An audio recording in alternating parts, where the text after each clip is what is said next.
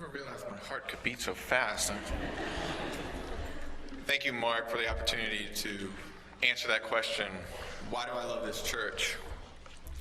In order to answer that question, let me share a little with you about myself and my life as it relates to this thing called church. As a child, I was taken to church. As a child, I had questions about God. As a teenager, I had more questions about God. And even today, I have questions about God. My questions have typically always centered on his existence and his character. As I got older, my thirst for knowing God and certain events in my life eventually led me to seminary. I was on track to get my Master of Divinity, and I was going to become a pastor. That was the plan.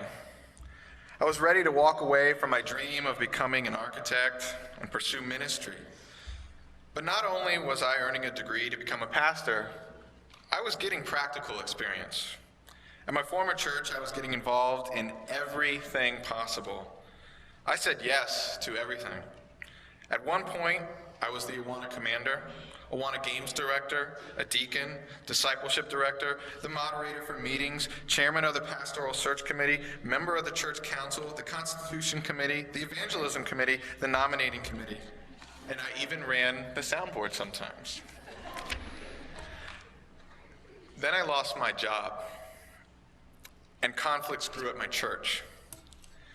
I didn't lose hope, though.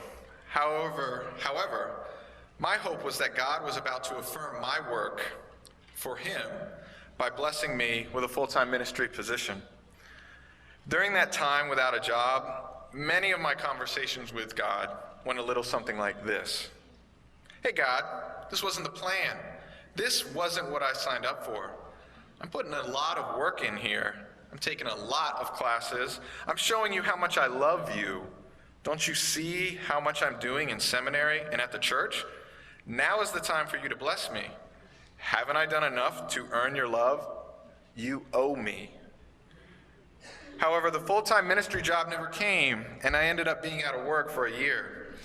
During that time, I cashed out every last penny I had.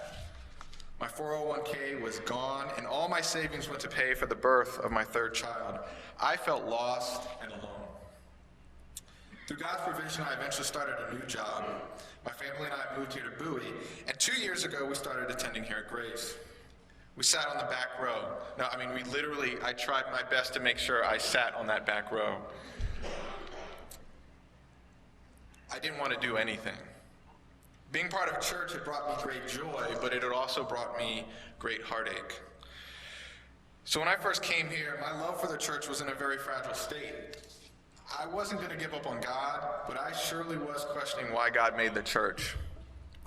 I didn't know if I ever really wanted to commit to another church family again. So what kept me coming back? Why do I love this church? The answer is that God revealed himself to me and loved me and healed me and affirmed me through his church. Yes, it happened through Sunday worship, through the music and various sermon series, such as God Is, Gospel-Centered, Romans, and Why Church. But actually, Sunday mornings was only the beginning of how God used this church in my life. It happened through community. I joined a small group at Jim Gallantine's house with Nate, Akin, Mike, Josh, Tom, and Jonathan. Thank you guys for graciously welcoming me and modeling the gospel through the giving of your time, your ability to listen, your questions, your role in building me up again and pointing me back to the truth of Christ's story.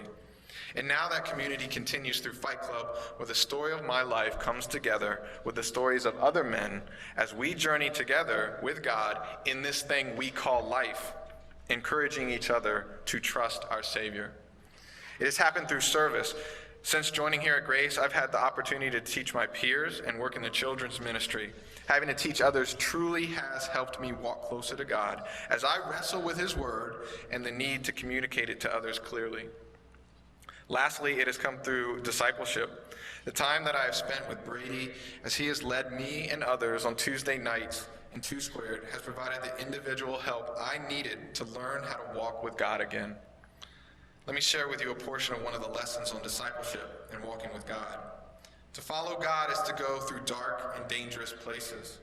Discipleship is not just learning a bunch of facts, principles, or steps. It is a life of faith, lived with God and others. If discipleship does not lead to deeper trust and intimacy with God, then it has failed. Maybe one day I'll return to seminary. Maybe one day I'll be a pastor. But if not, that's okay. Because through church, I've been led to a deeper trust and intimacy with God through the power of the gospel. That I have the unconditional love of Jesus and everlasting salvation through him. Thank you, Brady. Thank you, Mark. Thank you, pastors. And thank you, Grace Baptist, for allowing me to be here so that I can testify why I love his church and why I and we need the gospel. Thank you.